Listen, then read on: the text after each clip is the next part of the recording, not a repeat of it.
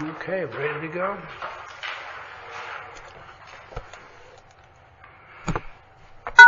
All participants have been muted. All right, welcome to the Selectmen meeting of the 22nd of March, 4 o'clock. We will start the meeting by reviewing the minutes of March 1st. See if there are any comments on the meeting. We'll take a motion first. Motion. Second. Okay, moved and seconded. Discussion. I don't have them in front of me, but I did glance over them. I didn't see anything pressing. The only thing I would like to correct is on the approval of the minutes of February 16th. When we were talking about that at our last meeting, Tim, you had made a comment that you didn't think that we could do the salary survey by the end of the second quarter of 2021. But that wasn't part of the meeting of February 16th. That was a comment you made when we were correcting those minutes. So that last sentence under 5 new business should be deleted. That was a comment regarding... All right, so how do you want it to read? It should be deleted. So we'll strike something after... Strike where it says First Selectman Griswold added he does not believe it's usual. Okay, so...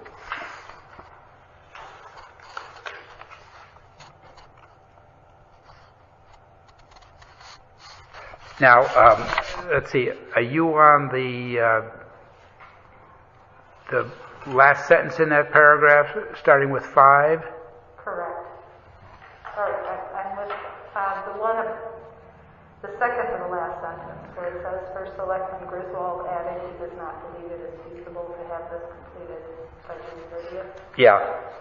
That wasn't part of our discussion on February 16th. No, it was, I guess, on the, for the minutes of the first. Mm-hmm. Well, we could drop that down below. Sure. Below that paragraph, but before the motion. Right? No, it would need to be like under other business or old business, because we were just approving the minutes of February 16th. And your comment was in regards to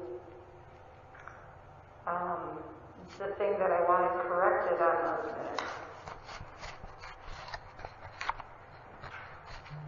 So it didn't reflect what we said on February 16th. It was something you said on March 1st.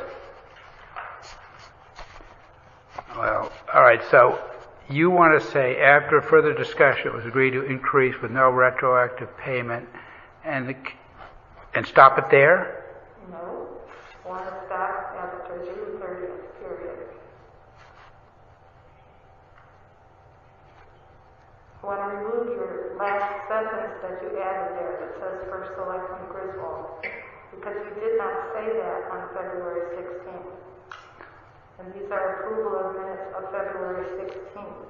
And I made it ask for a correction. Right, but that sentence could be a separate paragraph, because the discussion is, we did the motion on the first. No, we did the motion on February 16th. No, there was discussion about changing things. There was on March 1st, the minutes reflect, on March 1st, we came together to approve the minutes of February 16th. And there was some poetic license that I objected to. And, well, when you wanted it to read, the survey be completed by the end of the quarter, which is June 30th. Which is what we moved and agreed. All right, so that can stay as part of the motion. Yes. However, I think that this whole thing is being done on March 1st. The motion is being done on March 1st. So I think my comment, if you want to separate it in another paragraph, but I think it would be appropriate to have that as a separate sentence because that was said on March 1st, as was the motion.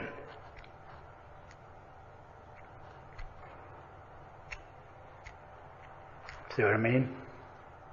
I know what you're trying to say, but I disagree that that's where that belongs. If you want to move it to other business, I think No, because new business, this is supposed to be approving the minutes of February 16th. What was said, what we did at that meeting.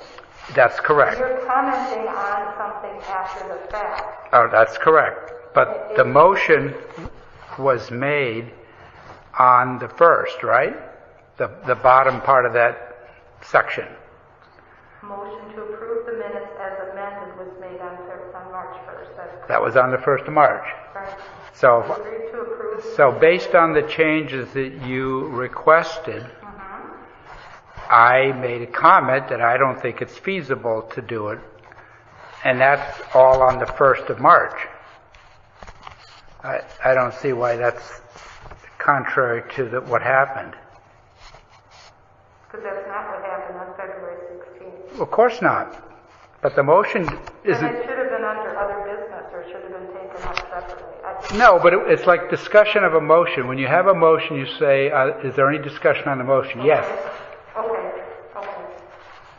Now, do you want to separate it or something? I mean, I think it's... Well, you didn't mention it, and the motion was made and seconded to approve the minutes as amended. I don't think they both, it just doesn't go there. This is approving the minutes of February 16th. Maybe you could put it under further, I don't know. It doesn't go there though.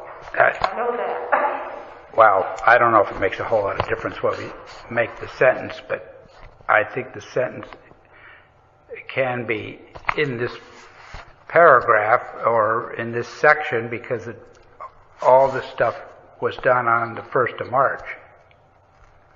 I'm not disagreeing that was said on 1st of March. I just disagree that it belongs in that part of the meeting on March 1st. You definitely said that on March 1st. Well, maybe you could I talk guess to the town attorney then, because I don't agree that it belongs there. Well, I think it most certainly does, because normally you say, I'll take a motion. Usually our motions, if there's discussion, I guess you could have a motion made and seconded, and then stop it there, and then have a comment, and then you could have the motion passed. If that's the case, then I said a lot of other things on March 1st that you didn't add yet. I noted that you had revised our February 16th minutes to reflect a motion we didn't make. I mean, if that's the case, then these minutes could go on and on. A lot of discussion that wasn't included here. Well, I did say that during the meeting, so... And I think I said then that's a different discussion. We can have that discussion. I followed up with your comment, with that comment, and you didn't have that there either. So, you know, just raising my objection. You can do whatever you want, but... Well... So I don't know how you want to leave it, because...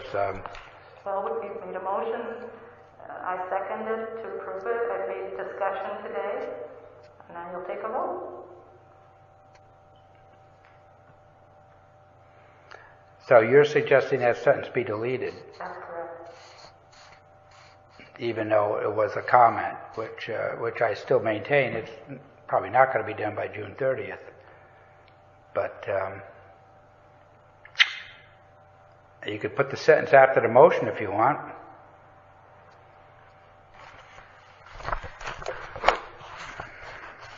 I'm asking for it to be, my comment is for it to be deleted. If you want to make a comment to move it somewhere else, you can accept that.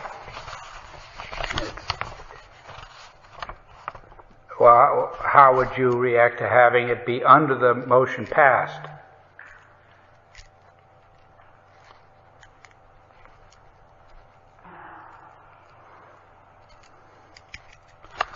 I'll review the minutes one more time.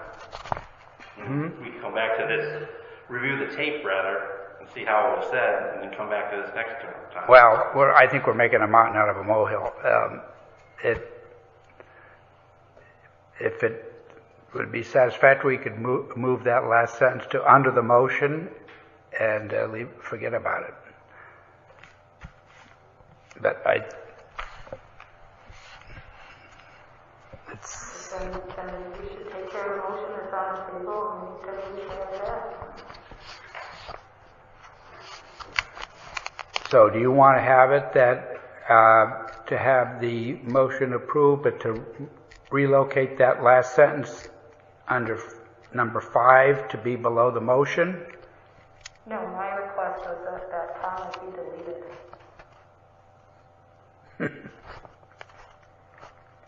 Wasn't that what he said? He did add that after we had discussion that the minutes did not reflect the accurate meeting. He did, motion rather, of February 16th. He did add that.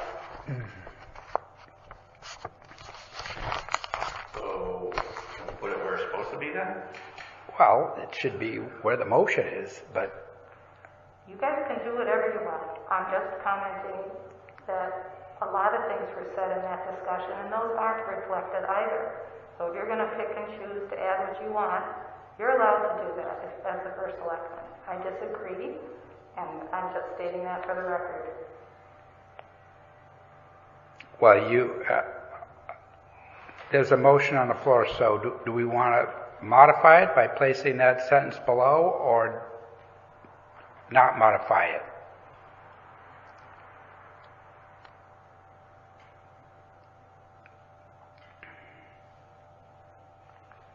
I don't believe that sentence is applicable to the approval of minutes of February 16th, but if you want to move it, then I think we take care.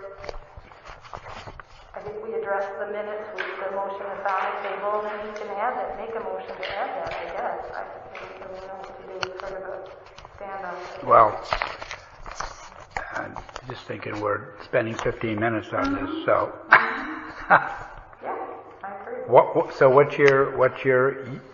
the motion was made and seconded to, but then you wanted to make an amendment to it, right?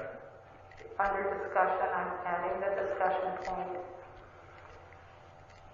that your comment on our corrected motion doesn't belong there and that it should be deleted. That was my comment. A comment. Mm-hmm. Okay, well, we'll make the comment then. That's fine. All right, so we have the motion moved and seconded along with a comment, not an amendment. So may we have a vote on it? All in favor? Aye. Okay. Moving on, we have no communications. Next is the appointments. We have an application for the Shellfish Commission, a 3-year term. Regular member, John Nickerson. John has been in town for 6 decades, and he is esteemed past chief of the fire department and a school committee. He worked on the firewall project. He is a boat owner and has a marine operator's license, private, and a marine sportsman. So the Shellfish Commission consists of 3 people, and he would be taking the spot of Mervyn Roberts if approved. I make a motion. Second? Moved and seconded. All in favor? Aye. Okay. I understand that there was a bit of an uptick in the COVID cases in Old Lyme. We're in a yellow band versus, I don't know, maybe the green band, not in the red. So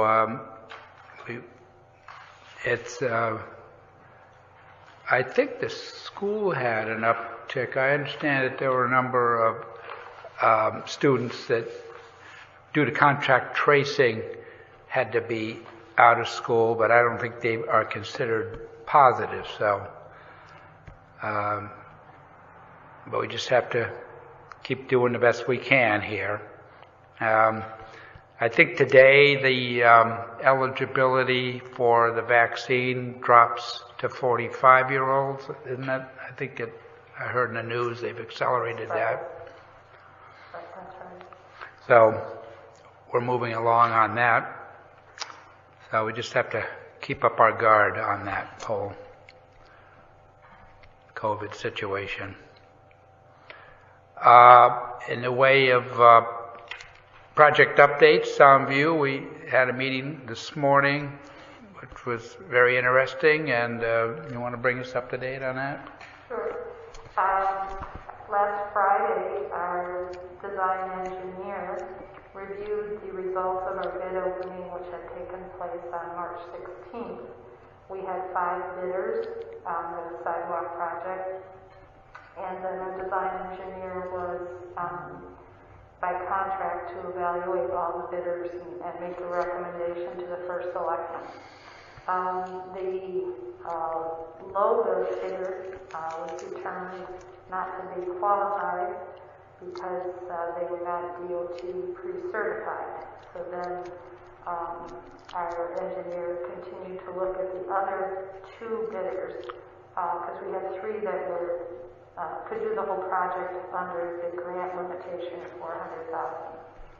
So he recommended an apparent qualified low bidder be contacted, which I did on Friday, and they were kind enough to join us today to review the scope of the project to make sure that their bid carried everything that was required.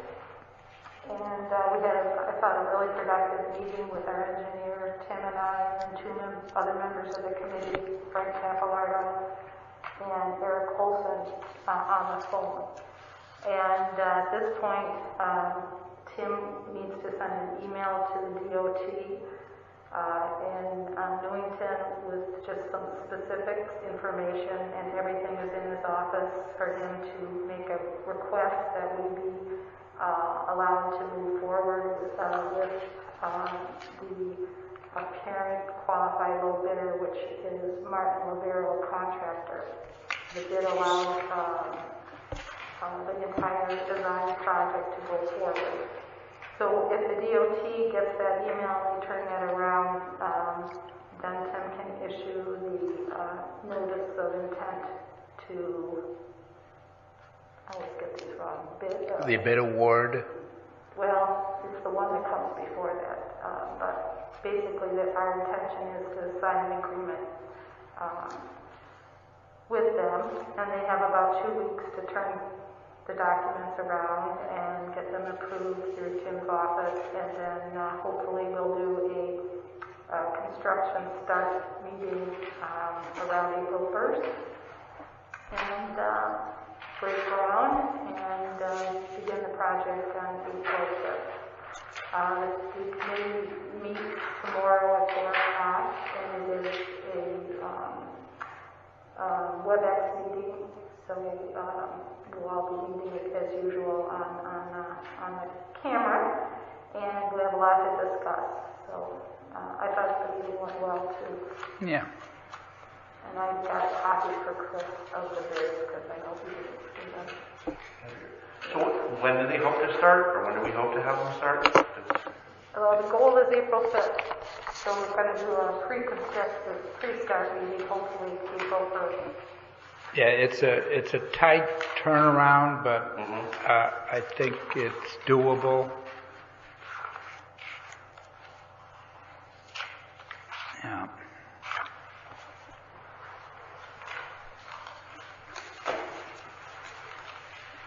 So 5 total. Okay. So as you can see, this is most of the stuff that Tim will be sending by email back to the DOT, so they know that the day we had the bids, the base bid, which is Hartford Avenue, the alternates, which are the various portions of Shore Road, and also then the sort of the summary he did, the engineer did, that they were pre-qualified, and they signed all the paperwork that allows them to go forward, and if they have their bid security. And Yeah, but the nice thing is that the parent low bidders, the total cost of their estimate project is under $261,000. And so that allows us to have a lot of discussion with the committee to address maybe some other little things that we had hoped to do that we didn't think we could do because of the amount of the grant. So that's the fun stuff. Such a huge variance. Huge discrepancy in the numbers, though. Wow. Yeah, it's interesting. The DOT had told us that the community connectivity grant bids that they had been seeing over last year had been coming in favorable to towns, but I was frankly, really relieved. The bottom one, I just think it just really doesn't make sense there, but as you can see, each alternate is the same cost, which is kind of strange since it's a different And I guess amount of pavement. the first one was the one that did the lower section of the street, right? That's correct. They were right at A&W. Yeah. Mm-hmm. Yeah, quite a spread. Mm-hmm.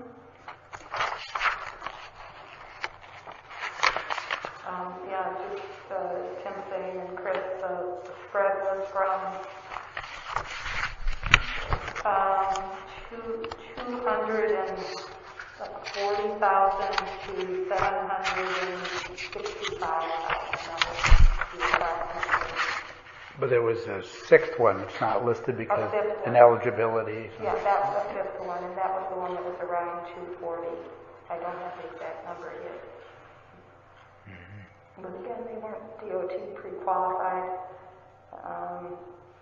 Our engineer checked all the references of the lower three bidders. So the process went well, as hoped, and hopefully now we'll get all the paperwork done.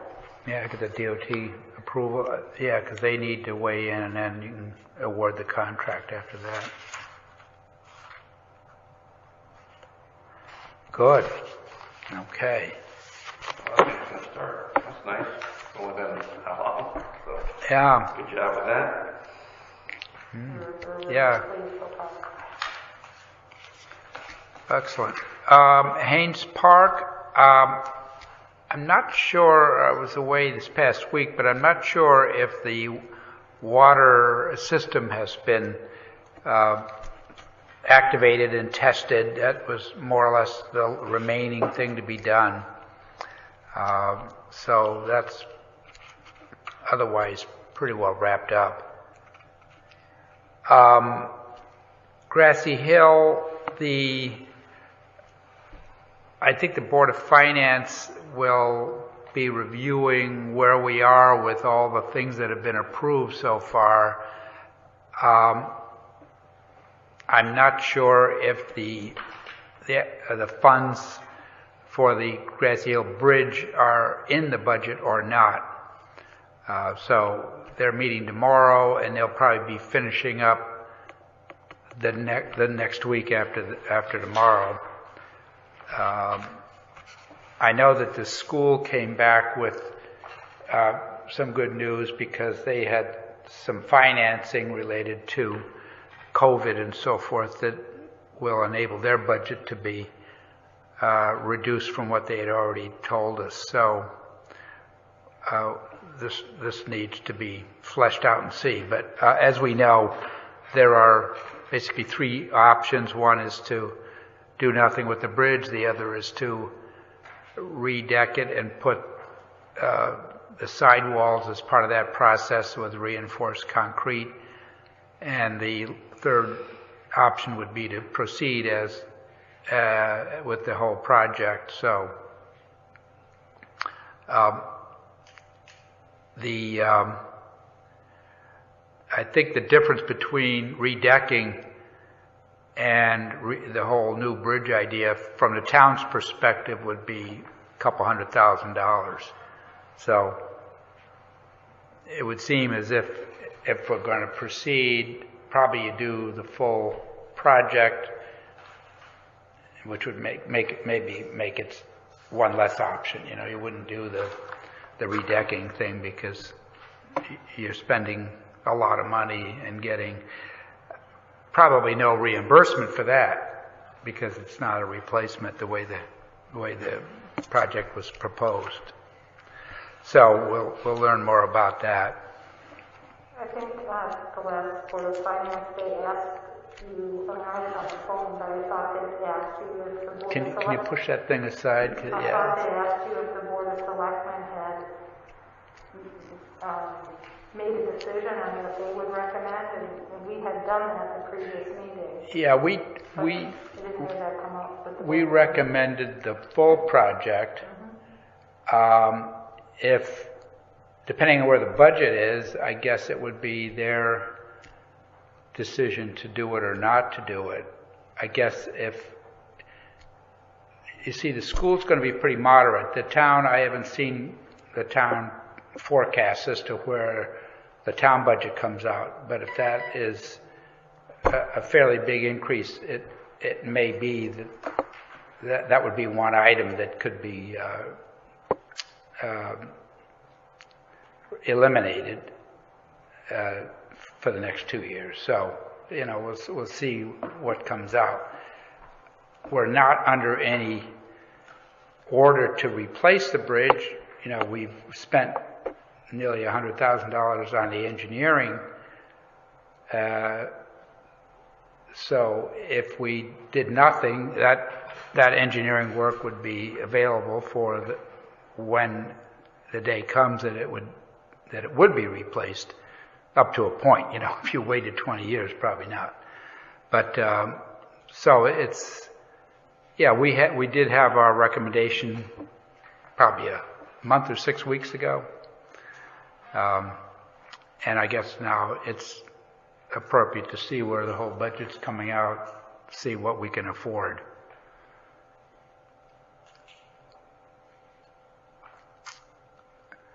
The Ferry Road sidewalk,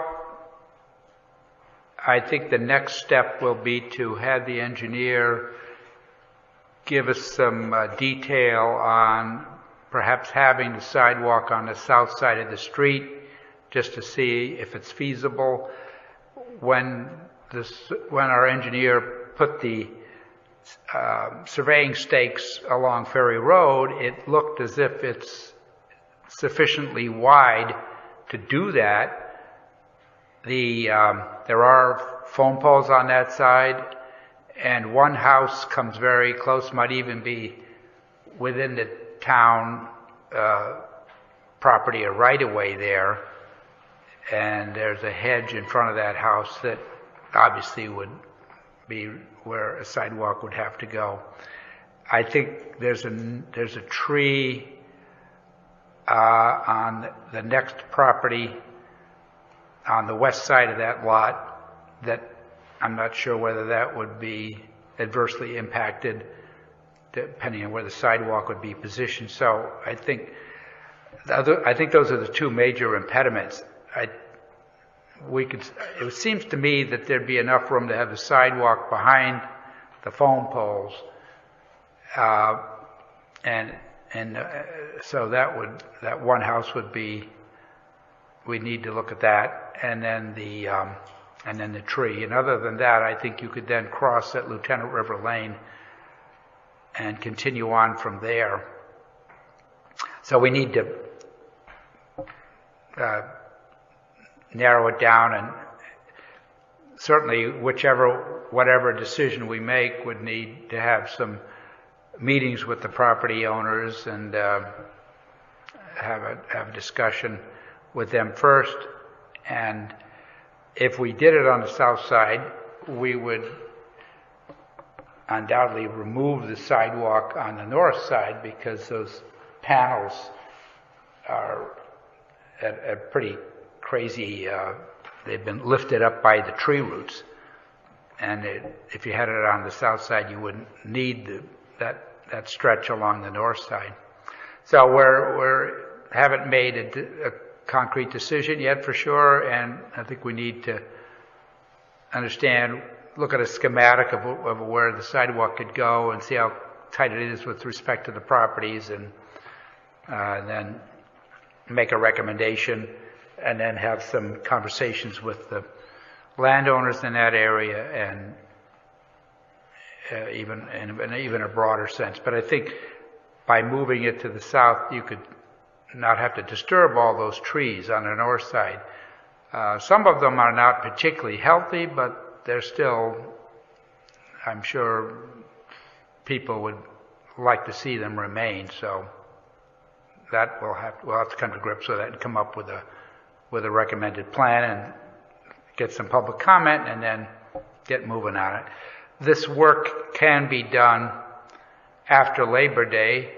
That you'd like to do it while it's still the weather's okay, but so we need to pick up the pace and get this recommendation going. The Tree Commission gave its input on the trees, and but they are not the ones calling the shots on the project. So we understand from their perspective what would need to be done with the trees if it were on the north side, and it would require a number of removals, which I'm sure would have a lot of public comment. So I think we'll get the engineer to lay it out for us a little more clearly, and then look at it and come to grips with where we are. Tim, I don't know if you and Chris got a letter from a homeowner. I did. The what? I don't know if you guys got a letter from one of the homeowners on Ferry Road, because I did. Yeah, I did. I don't know who you got yours from, but I got Ms. Whittington. Yeah, I've had a conversation. Yeah. Yep. Yes, you guys got that too. Okay, she has a concern. Yeah, and I explained to her this has not been decided, and we intend to come up with a recommendation, but we have not yet done so. Are you planning to form a committee, or are you just going to work with the engineers? It's sort of like a one-off project for the Selectmen's office. So far, it seems like... I don't know, for some reason... Are you planning to make this grant and project, are you going to have a committee to work this project? Because so far it's been yourself and the engineer. I think a small committee, it's not as complex as Soundview, but I think it would be handy to have some assistance on the matter, because it'll involve some community relations for sure. And once things get going, it won't be a monumental task doing it, but there will be,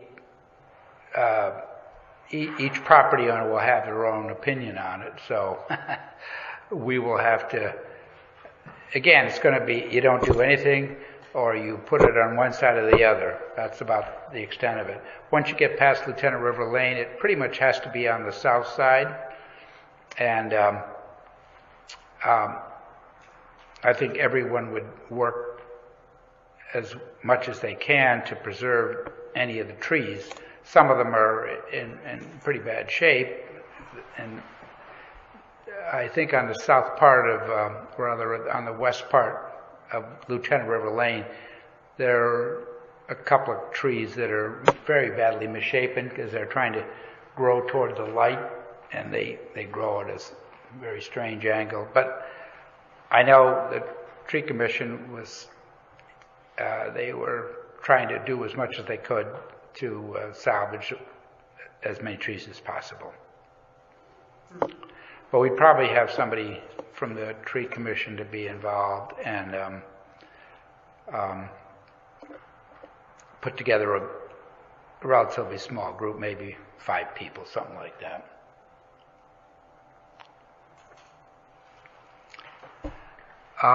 Next one is Tanamahaig. We did have a letter from Mr. Frampton, and so now that we're getting closer to the season, I think the 2 things he pointed out were the parking area just behind the gate, where he might put 1 or 2 cars, and then the time that the park would, or the landing would close. I spoke with Don Bugby and I asked him, I said, when do the various parks close? And he said sunset. I realized that if people were to use the landing to view the pre-swallow murmuration, they might go out and then come back after sunset.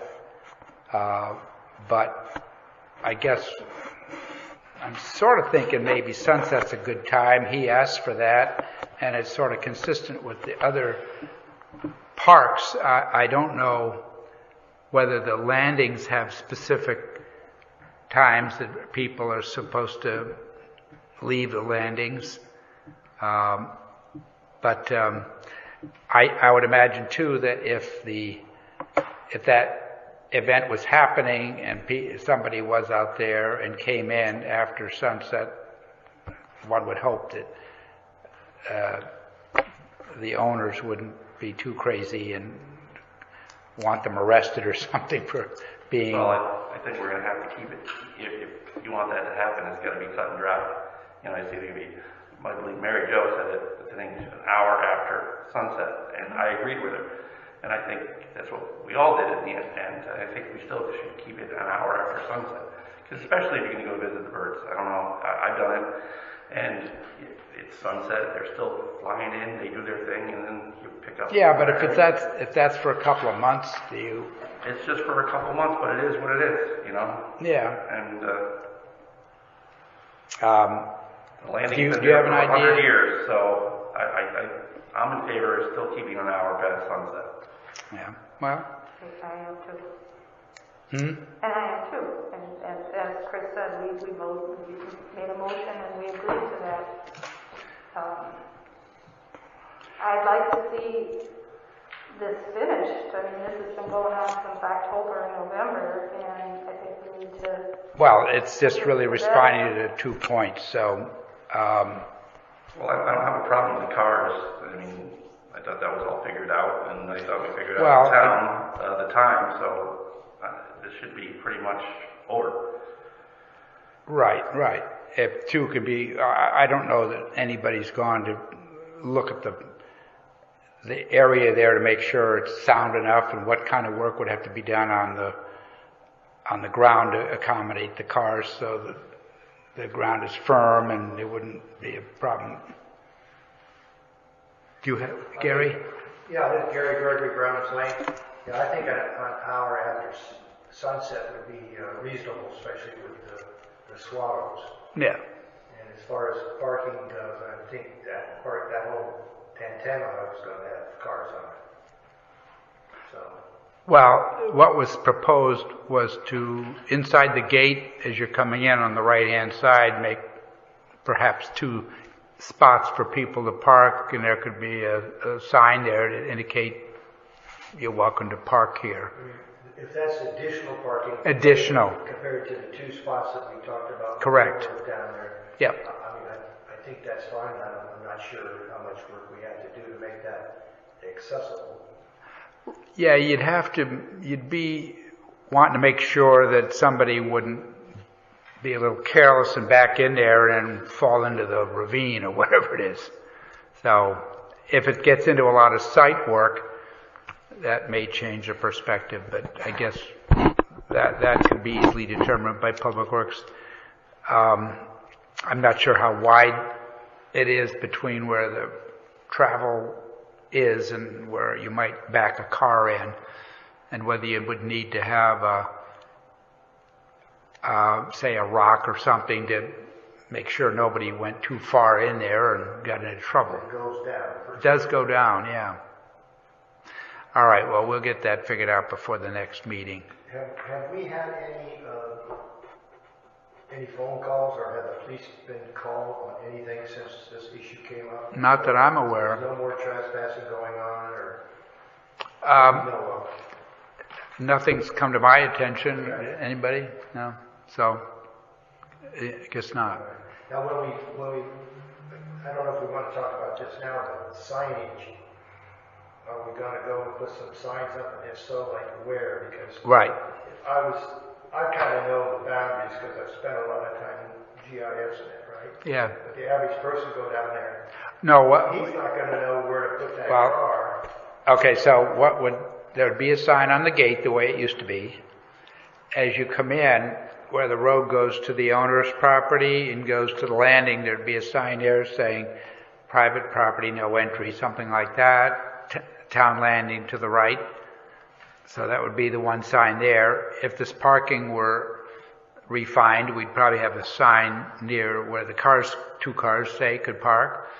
Then as you continue on down, there would be a sign where the driveway re-enters that would say private drive, no entry, and then in front of the two parking spaces, which would hopefully be head-in type of parking, there could be parking space number 1, number 2, something of that sort, just so people would, and there would be probably some something on the ground that would delineate the rectangle where the cars would go, not necessarily one space and another space with a middle divider, but just the opening. So that's what I would recommend, because somebody that's not familiar with that could get in the wrong spot. Yeah, and if the owners wanted to put something on their property near the so-called what do you call that thing? Ice house. Yeah, the ice house. They'd be fine to do that. I think that would be a good idea. Yeah. Because and then that's nice. That's a nice area to put the car. I didn't know that wasn't. Yeah, and that's their property, so we'd want to keep people off of that. And then there'd be a rock that would be in the center of the trail going down to the water to prevent a vehicle, but it would be either side. It'd be open for, if somebody were carrying a kayak or some little cart-like thing. So keep it simple. Now, do we know where the boundaries are down there? Yeah, we have a survey from some time ago.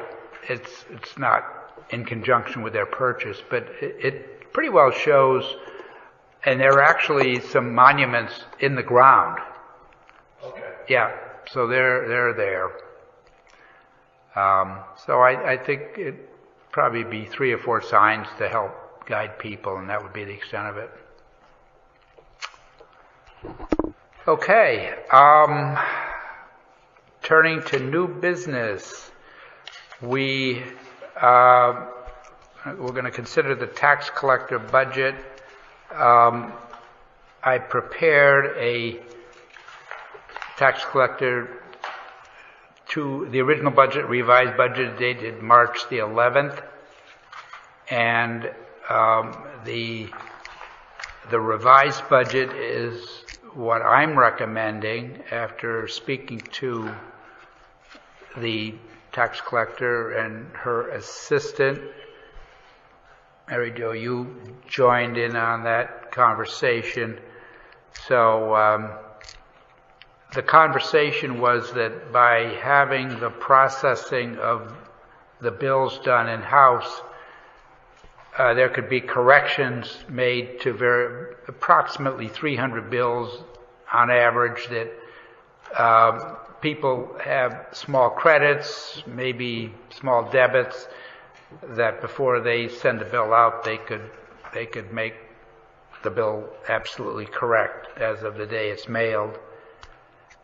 They could start sending bills out in the end of June, before July 1st, so that might mean that the bills coming back would be spread out over a longer period of time. It might spread out the workload, make it a little less crazy. Of course, by consolidating the vehicle bills, if people now, if they have more than one vehicle, it would be on the vehicle bill. So if you have 2 or 3 cars, all 3 of them would be on the bill. So there's no consolidation to be done beyond taking that vehicle bill and sticking it in with the tax bills.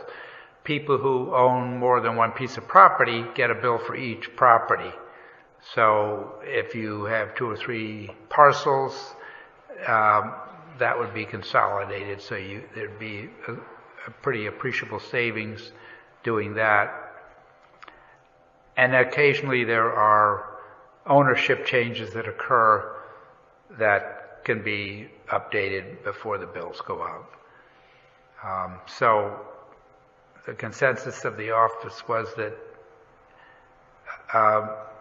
they would like to do the bills internally, and we made the hours comparable to each, but with the second assistant that would only be working during the June-July time frame, that rate of pay would be less than the regular assistant, so that would save a little bit of money.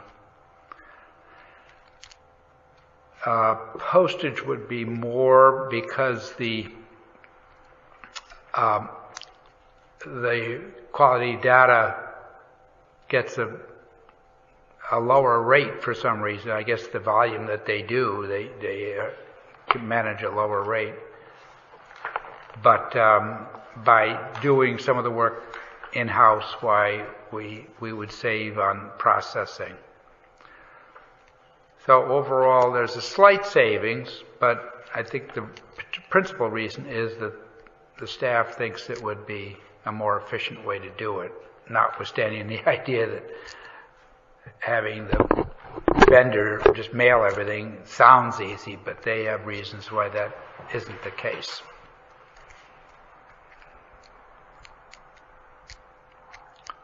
So I guess we did not review, or we might have reviewed it, but this would be a modification. We didn't. This is when you modified. We didn't do it when in the budget. For that meeting, you had a new budget. All right. So I guess we could consider a motion if you feel comfortable about it. Well, I think I need to discuss this before we go to motion, and then go ahead and go to motion. But at our meeting the day before the Board of Finance met, the 3 of us saw a budget. We had a discussion. I know, it's right. Chris had called in that meeting. We received a budget from Tim that day that was different than what we had seen before, and it raised questions in my mind as to why the budget was changed from what we had discussed at some length in January. And then the Board of Finance meeting the next day, there was a discussion, and I shared that I didn't agree with this. I didn't understand it. It wasn't clear to me why we were revisiting this again. And it was 2 reasons in particular. The finance department didn't agree with it, and it went against what our auditors were recommending, that would become more like other towns, a no-touch. The municipality is trying to use more no-touch technologies. And the Board of Finance chair sort of challenged the Board earlier, Tim called a meeting, was it that Wednesday or Thursday, I think, of that week? Thursday, the day you were going to leave, I think it was Thursday. Yeah. And I came in to the meeting, and the Board of Finance had not been invited for reasons that Tim explained, and he had a new budget. And I listened, and I learned a lot. The department, as Tim said, is convinced they can do the bills more efficiently in-house than sending them out.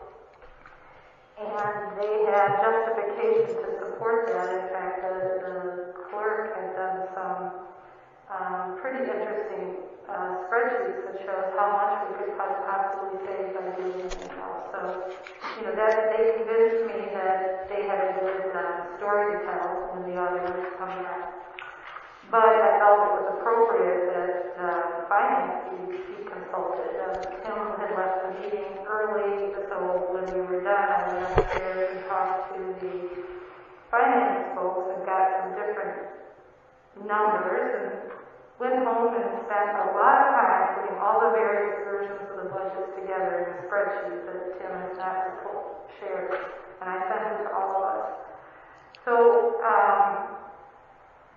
the bottom line is, for comparison, I gave it to all of us to look at and talk about the differences, but apparently that's not what you want to do.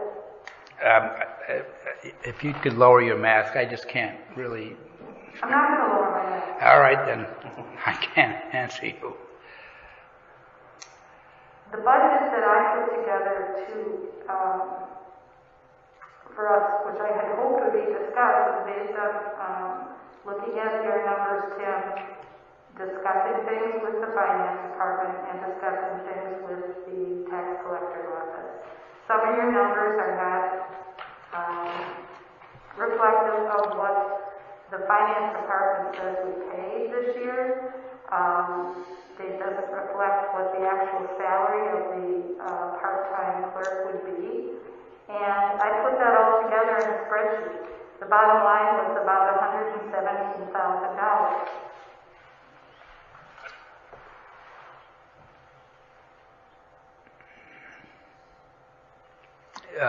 I haven't seen your actual spreadsheet yet, so.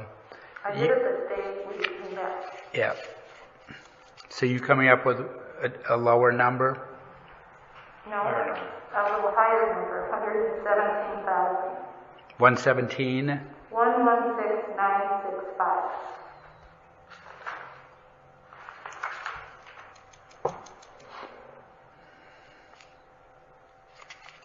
Well, I don't know where we move from here, so can I just look at yours for a sec? Yeah, you have email. I don't have the legal paper, so you got to go kind of look at it that way. All right.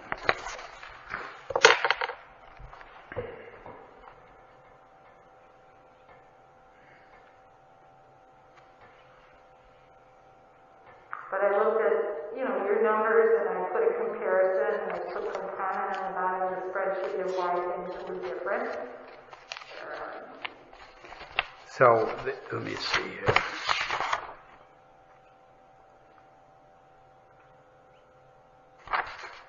All right. So this grouping here.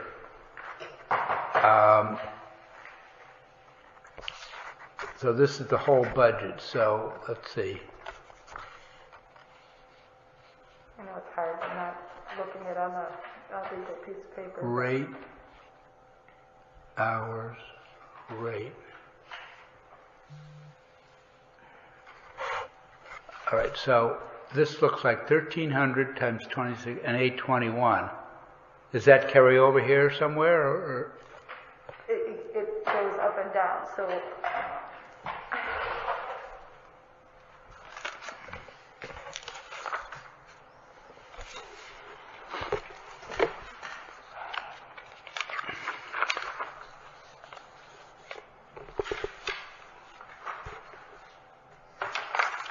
I've got to look at it this way, if that helps.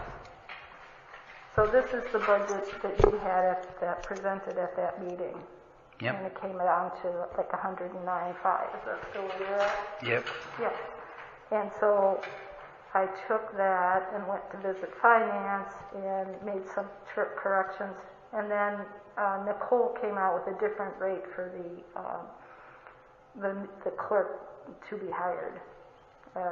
She said she would be, they would be at $23.61. So that even lowered, or that even changed that. But then there was an $800 additional for actual printing costs of what we paid this year that had to be added in. And there was an increase. Well, this is contracted. Is this Here we have. at 11.2? Yeah, this was yours, and then I added the $800 for the additional printing costs that they thought we needed. And then Well, they were envelopes, so I put them in, put them here. sorry.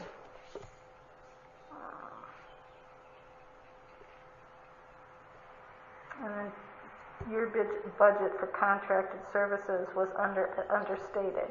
It was based on a print bill estimate, according to finance, of $3,300, but we actually paid $4,100 last year. So I increased that to reflect what we did. I was pulling this off their I know. bills. I pulled it off I had Amy pull what we actually paid. So that's the real big difference there.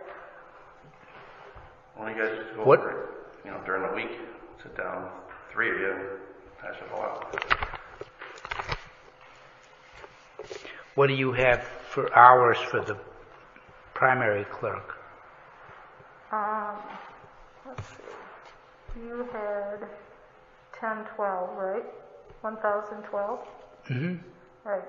So finance had suggested it be a different number. It was somewhere, I forget exactly where. 1192. So after talking with the tax folks, they felt very comfortable with 1102, which is sort of splitting the difference. They thought that would give her enough time. I mean, you would think that if they're going to be doing more manual work, they would probably need some more time, even though they're a pretty efficient group.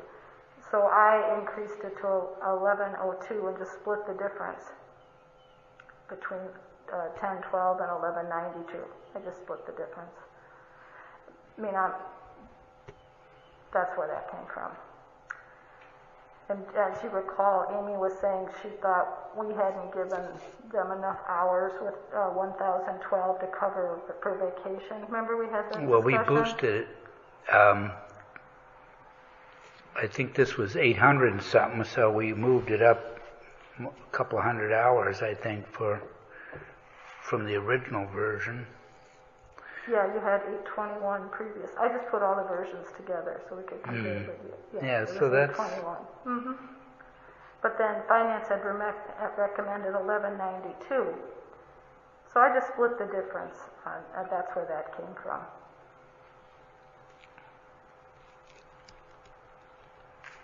So that's the big difference for that. And then this is just addressing what we actually paid, and then what Nicole said would be the actual rate. Yeah, but I think it's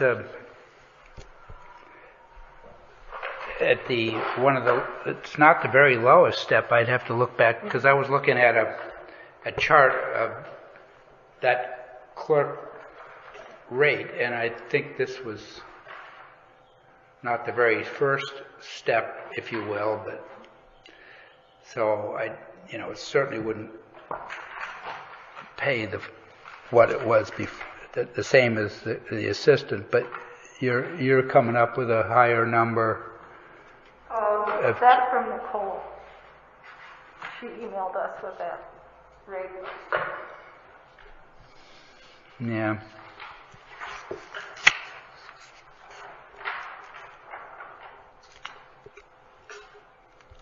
Well, I just feel like if we're going to revisit the budget, it should reflect. We should be sure we give the tax group enough time to do what they need to do.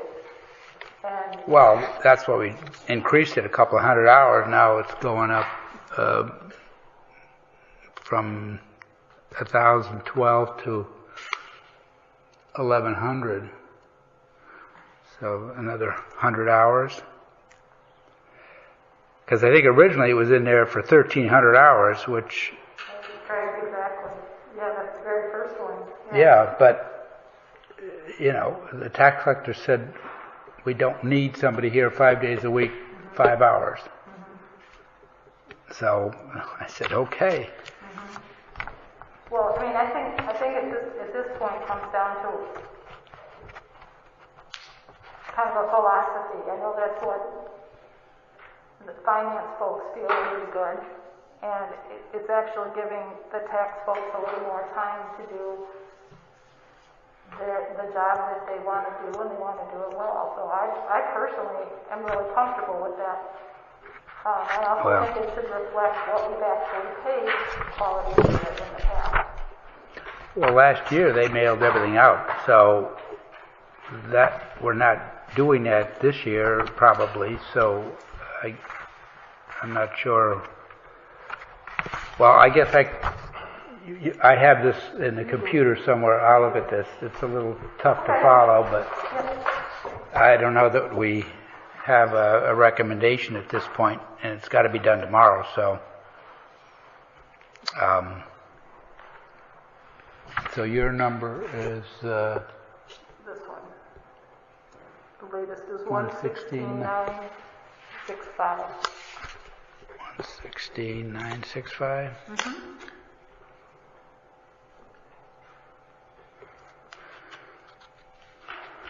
Well, maybe I'll overlay that.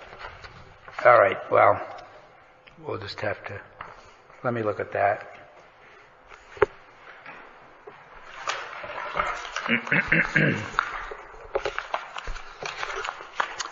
Okay.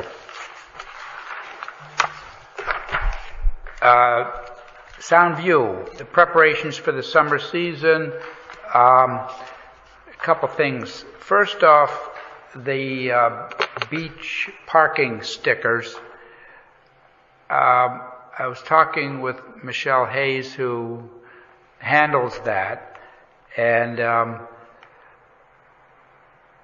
before COVID, we charged $25 for the first beach pass and $40 for a second beach pass. Actually, a beach pass can be moved from one vehicle to another. So if one wanted to have two cars going to two different places, I guess, or a lot of people, some people wanted the option of buying a second one. So that was the pricing. There was a discount for seniors, slight discount. With COVID last year, because we were doing everything through the mail, we eliminated the senior discount because it would be very difficult to verify people's ages without having them produce documentation of some sort, and we didn't want people coming into town hall, so we kept the same rate at 25 and 40. But the state of Connecticut has determined that the town must pay sales tax on beach passes. So, Parking passes, right? Parking passes. It's 6.35% on whatever the sum is. So, 25 or 65. So last year we didn't increase the fees per se. We eliminated the senior discount, but also because we're mailing the passes to people, there's a postage factor at this point as well. So we decided to recommend that the fees be adjusted. I don't think the $25 fee's been adjusted for a heck of a long time. I don't know how far back that goes. That it would be $30 for the first beach pass and $45 for the other. And that's still pretty good bargain, $30. I don't know how many people buy both. Probably not a whole lot of people, but so I think got to go up due to the tax and the postage. So that is a recommendation as far as the beach pass pricing. And will that cover us for the tax, that increase? The what? Will that cover us for the tax? It'll cover all the expenses. $5 each, okay. Yeah, because if you had, if you bought two, it'd be $75 times 6. You know, it's more than $5. And then the postage. So the 30, it's 360, about just under a couple of bucks. So it would be a slight revenue generator for the town, but if it hasn't been adjusted probably in 7 to 10 years, I don't know when it was last done. Well, I know it was discussed a few years ago when pre-you, Yeah. and I was the one against raising it. I thought the 25 was fine. That, you know, we all pay taxes as it was. So, but I mean, this is something. I mean, we'd be losing money now if we kept it at the 25. But because we'd be eating the taxes, eating the postage, and all the handling. Yeah. So yeah. I really don't have a problem moving up the $5. However, I would still like to see a discount for seniors, either 50% or something.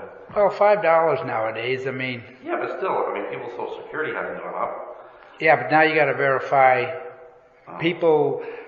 You know, if they sell a property and they want their pass, you know, you have to do some verification of this stuff. It's not just automatic. And well, still half price, but that's my suggestion. So you guys take it for where you want it. Well, I am comfortable, given the fact that we have to pay our tax, and I agree with that, but I think we should leave it at if you could move that thing, because I think we should leave it at 25 and 40 for seniors and veterans. I mean, we have in the past verified that. What? We've done it, we've gone through the verification process in the past, so I don't see where that wouldn't be something we could do again. there were very little negative comments about the senior discount being eliminated last year. So it's just one more thing you have to go through, and the verification, while it may seem like a detail,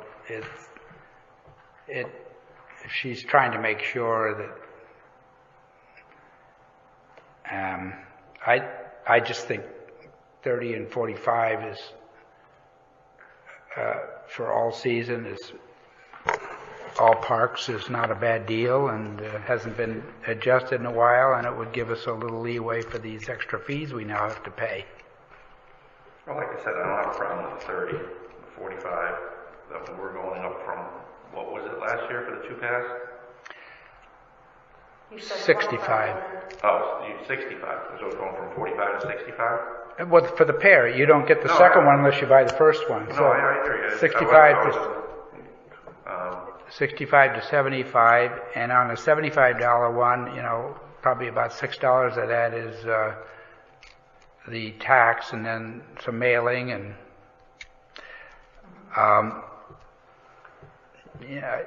Well, like I said, the 30 and 65 is that I don't have a problem with that. I just think seniors should get a discount. That's my perspective.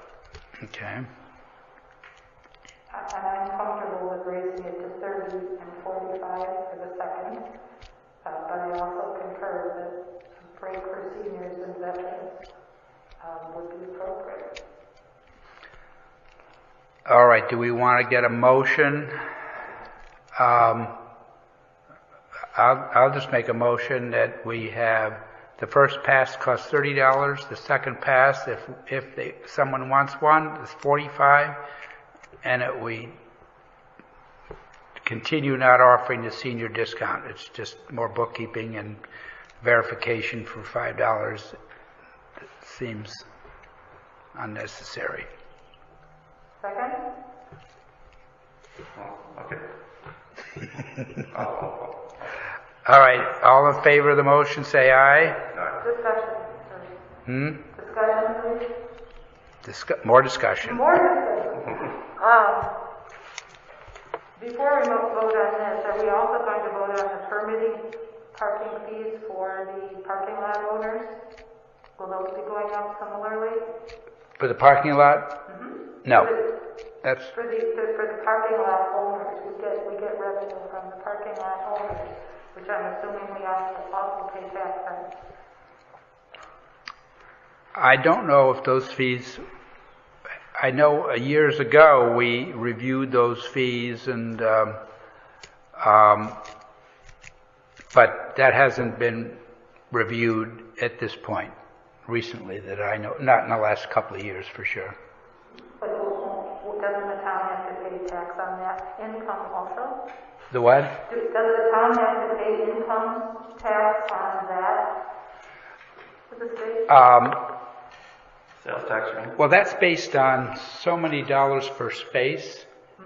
Right, but do we have is that permit taxable?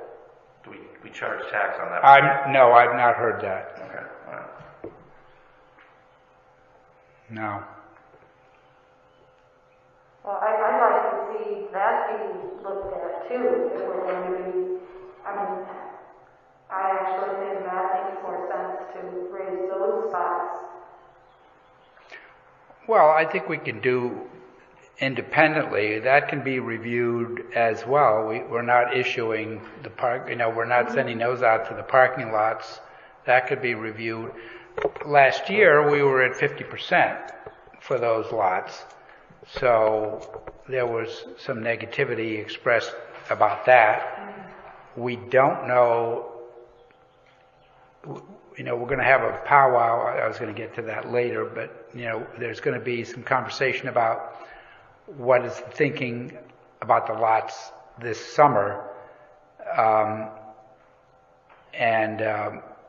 The way things are going, maybe it need not be as restrictive.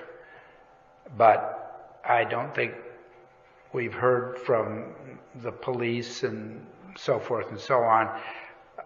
You see, it all depends on what how many people can be in a space. You hear that if you have an outside gathering, I think you can have,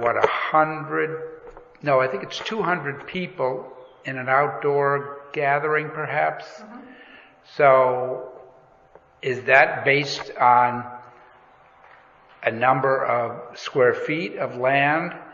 Because if you take Miami Beach, say it's 800 feet long by, say, 50 feet wide, would that restriction of 200 apply to them, or would it be the fact that it's a pretty good sized area, you could have more people? Well, last year Dave figured out the formula. I think it was around 6.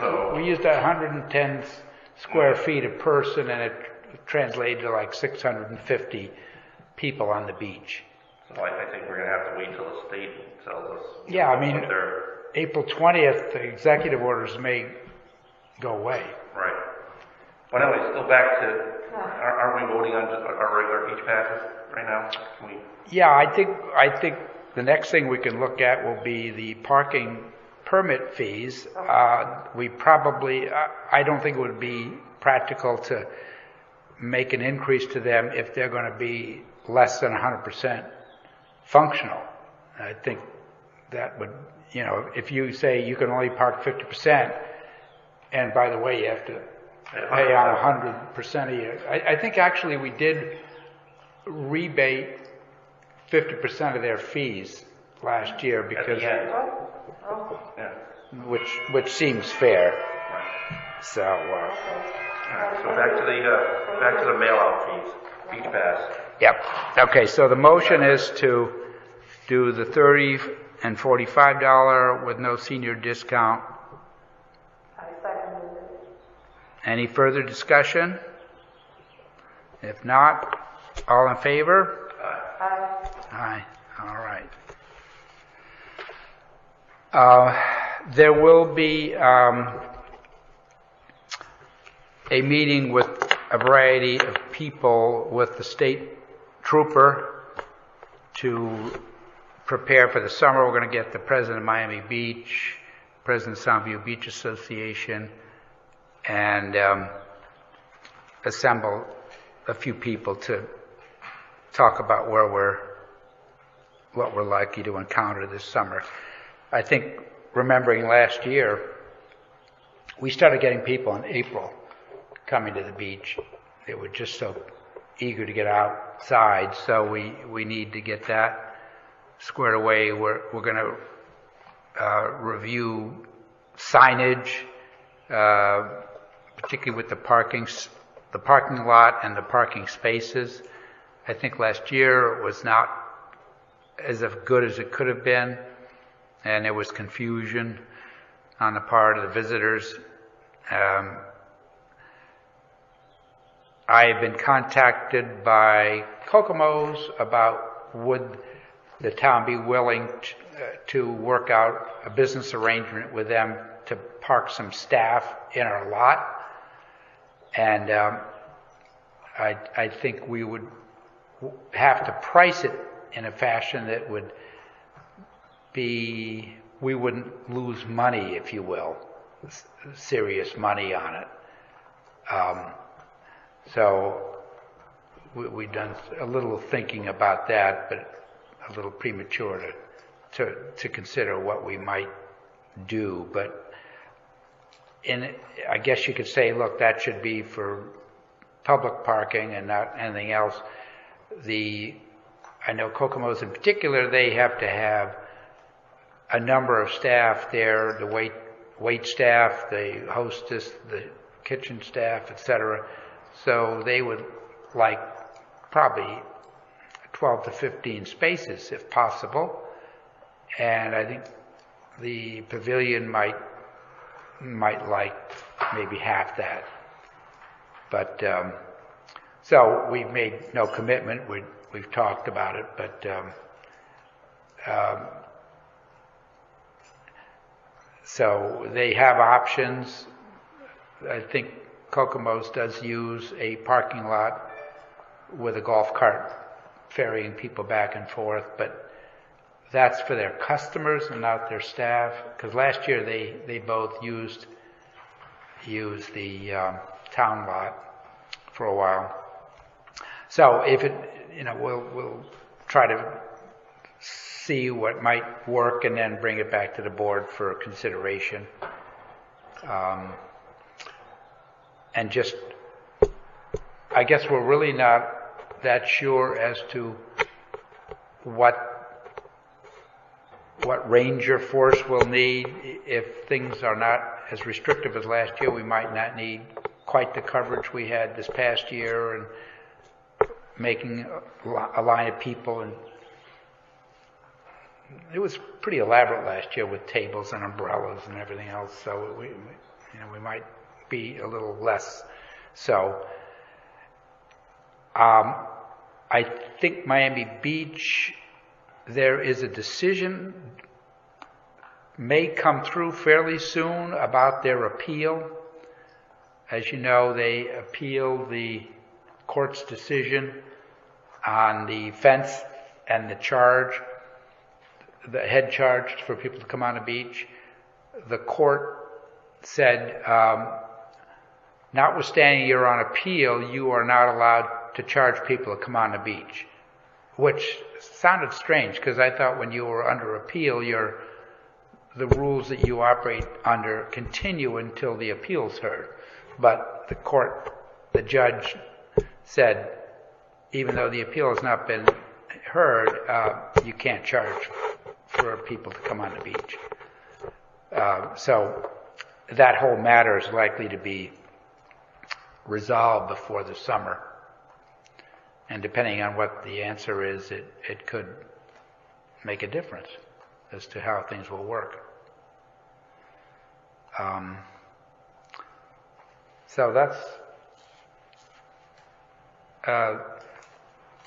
we'll have an update after this meeting as to where, but we'll look into I'll ask Michelle when the parking lot fees may have been adjusted. I don't think they were that, do you recall, were any of I those think it was fees? a few years back, we just, maybe I think three, maybe when five, but I don't know. when I was in before, There should be notations in the file, Yeah. because it wasn't that long ago.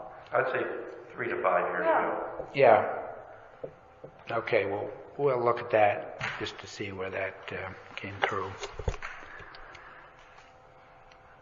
All right, the next item is the sheet on sole source vendors.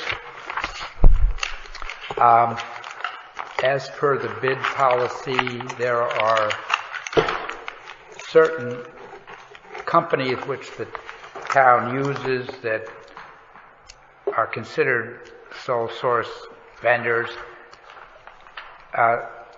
Some of these are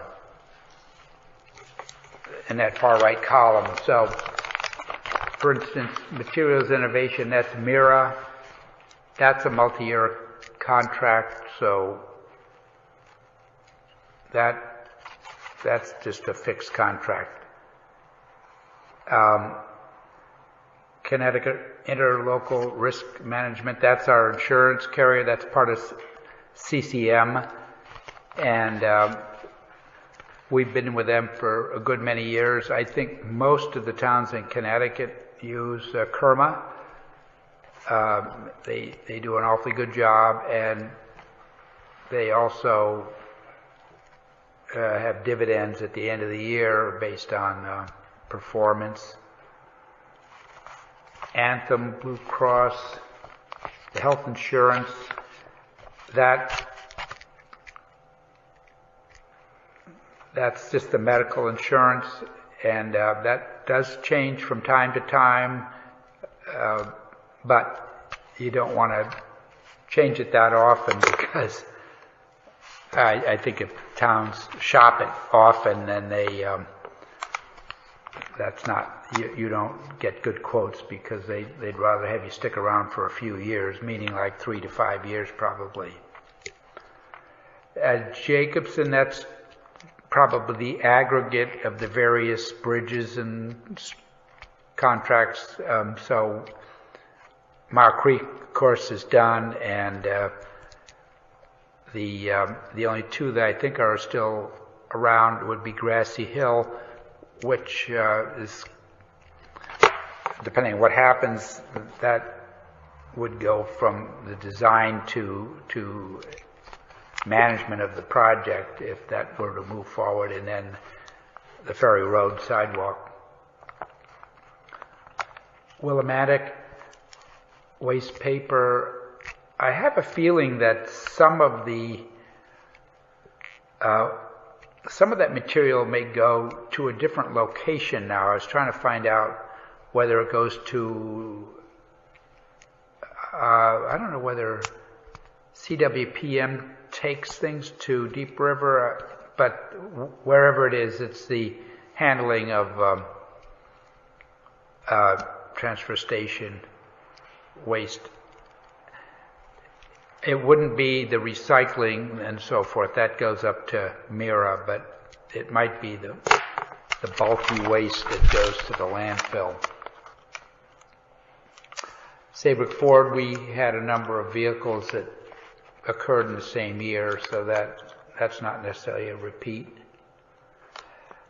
Connecticut Computer Services, that's the IT consultant that has been in effect for 2 or 3 years now, and it's likely to be a larger number next year.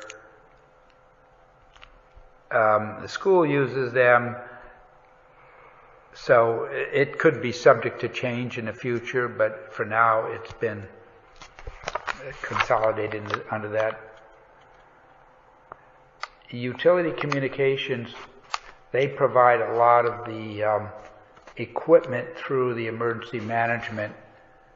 Northeast Utilities, the Millstone nuclear grants and so forth. but they're involved in emergency service equipment of all kinds. So that has been a fairly consistent one. The PASI Fire Department retirement, that's the management of the various emergency services pensions, and they do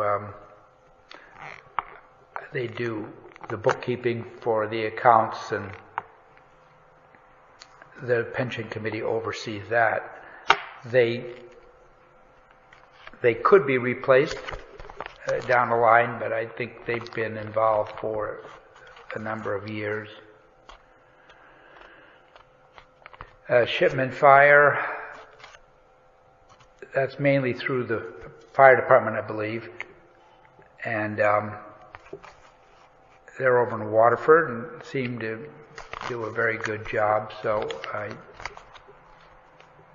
I don't know if they're. Do you know, are there competitors to those guys? Yeah, there's probably competitors, but the problem or not a problem, the issue with the fire trucks are, they have them all set up to be relatively the same, and they use the same products and stuff. Shipment sells those products, so if, say, for example, and I believe they're the only Scott Pack dealer in the state of Connecticut. Okay.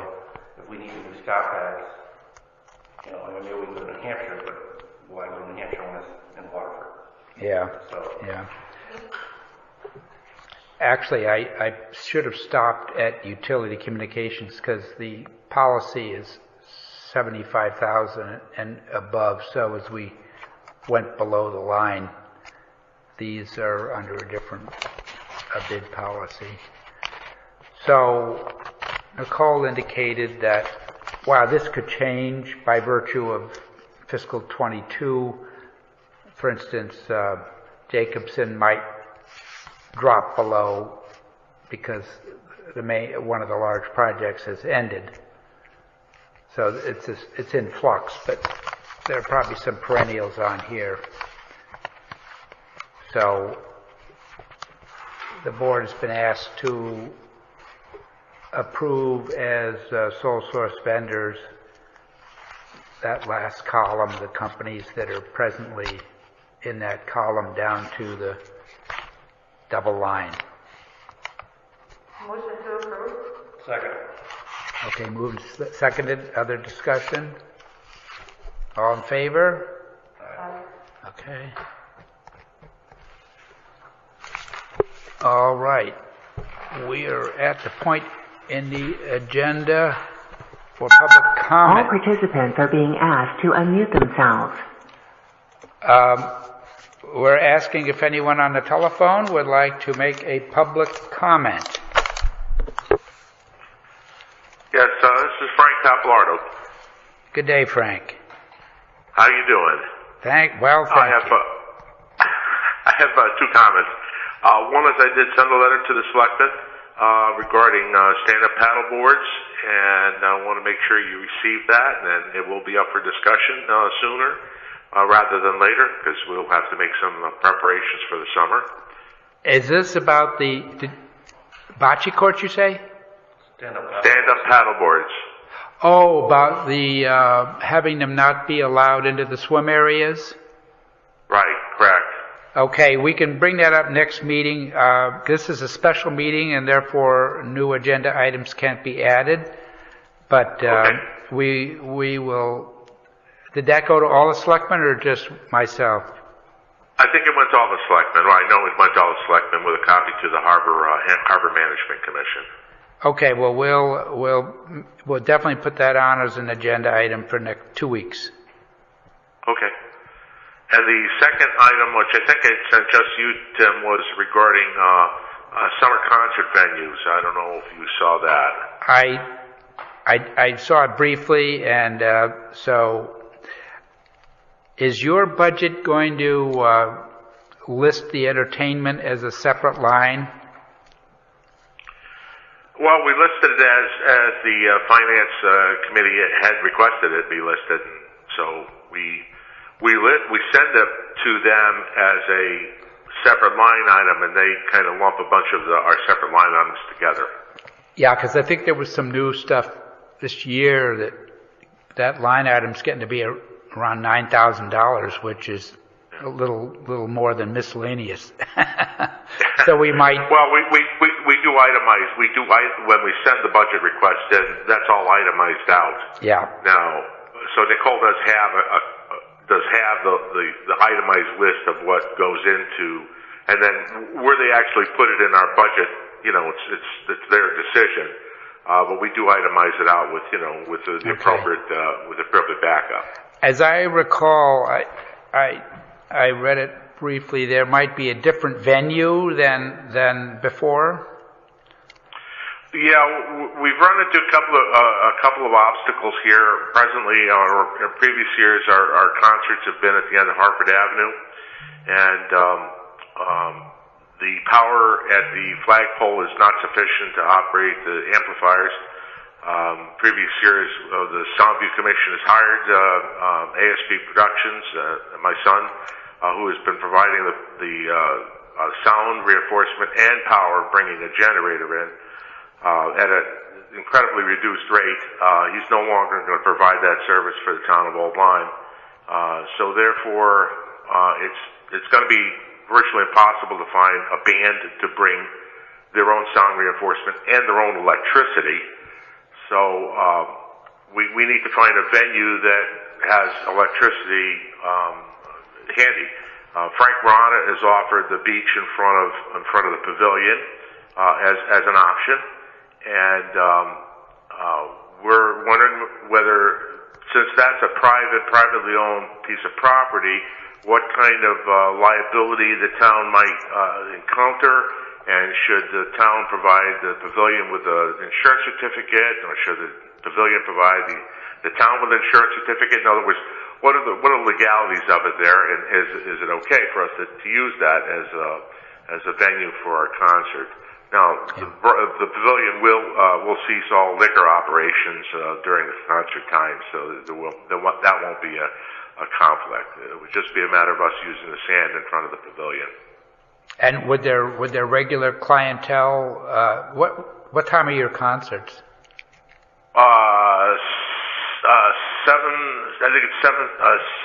7 to 8:30. It's around there, 7 to 8:30, 7 to 8:30, I believe. So pretty much the regular clientele has departed. Yeah, it's generally after things calm down and the beach is kind of empty.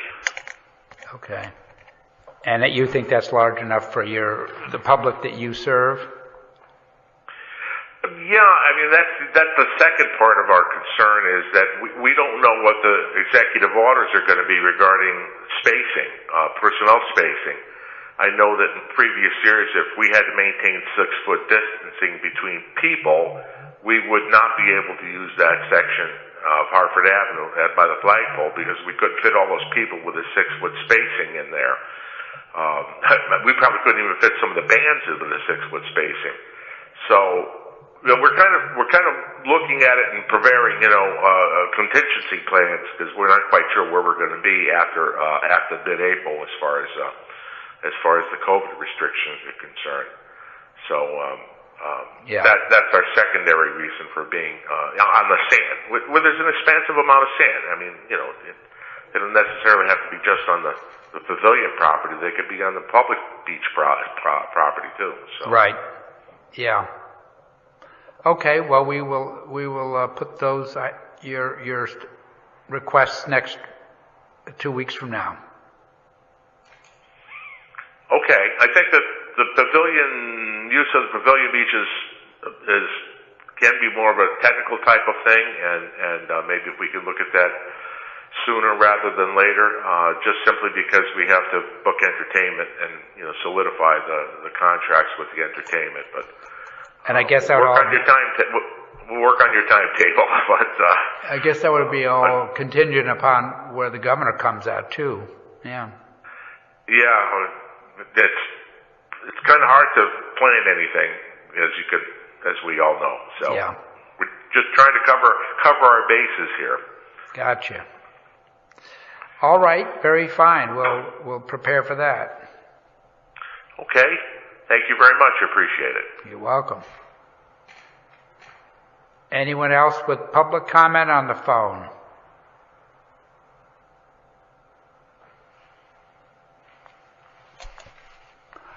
Okay. All participants have been muted. All right, we have Mr. Gregory. You would like to say something? A couple of people have come to me as an open space member and asked me, why do we have so much trash down at Soundview Beach? So I would just open that up for maybe next meeting to discuss. Is that trash on Soundview Beach? On the beach, you know. I don't know if people just walk away or we don't have, I don't go down there, so I don't know what the problem is. Well, we do have a service which cleans that beach and other beaches on a very frequent basis, particularly in season. Okay. Is this during the season or at this point? These people are talking to me about during the season that in the morning or something there's a lot of trash there that people leave. Yeah.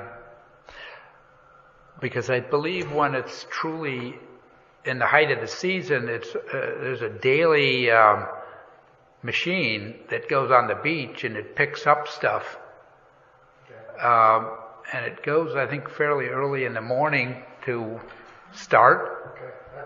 And Pass it on. I guess we could, get a case in point. I mean, there might be an occasional lapse. Ask for pictures. Yeah. I have one other question. When will we restart the hazardous waste collections? There is a schedule. I can't tell you right now, but I think there will be collections in Essex, and there'll be probably half a dozen maybe during the summer. So you could call Michelle in the front office and ask, but that we'll be posting a schedule on that because it may begin as early as April. I'd have to look though to confirm, but it'll be that. I know that there was discussion about the frequency, and because the contractor, there's a minimum charge to show up, so you want to make sure that the various towns participating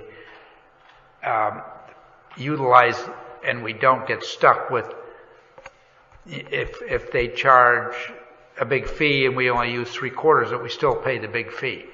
So they try to make sure that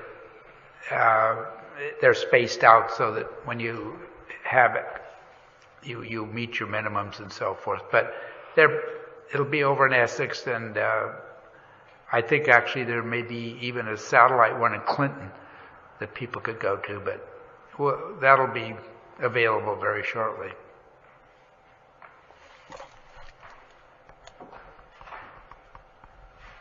All right, we're on to other business. I just had a couple things. One of them was this handout was mailbox. When are we going to decide about the parade? Are we leaving that up to LYSFP? What's the Memorial Day parade? Actually, I distributed. I saw that. And when I talked with Tony Vallombroso, I think he and Tony, right. They worked the parade.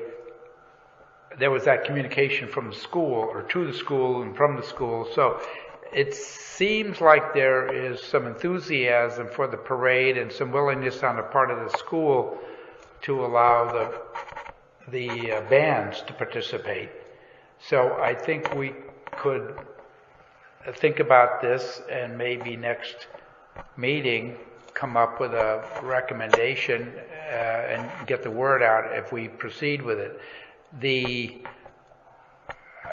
VFW will be meeting here in about 15 minutes, so I will find out that their flexible so that if the decision is to move forward with the parade, obviously you need the cemetery part of it squared away.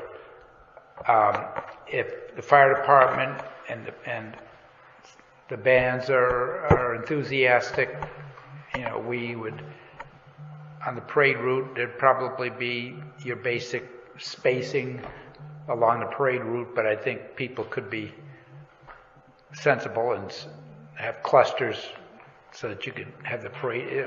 There are some empty spaces on the street, so it probably could work out. So we'll put that on the agenda for next time. All right.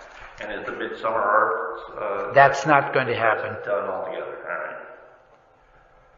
All right. I think we got communication from the committee on that they are not proceeding with that. Okay. And that's all I have. Okay. I don't know that we can really have a business of the special meeting, but I do have some things that I will email the selectmen to consider for the next agenda. What was that? I'm sorry. Yeah, if you I can't hear you. could you just push that mic away? You got that thing below because I don't know. It's just a lot of mumbling. I don't know that we can have other business on a special. Okay. So I've got some things that I'll share with the selectmen by email to put on the next agenda. Okay. So you're emailing. Well, I make a motion to adjourn then. Second? Okay, at 5:46. Moved and seconded for adjournment. All in favor? Aye. Okay. Thank you.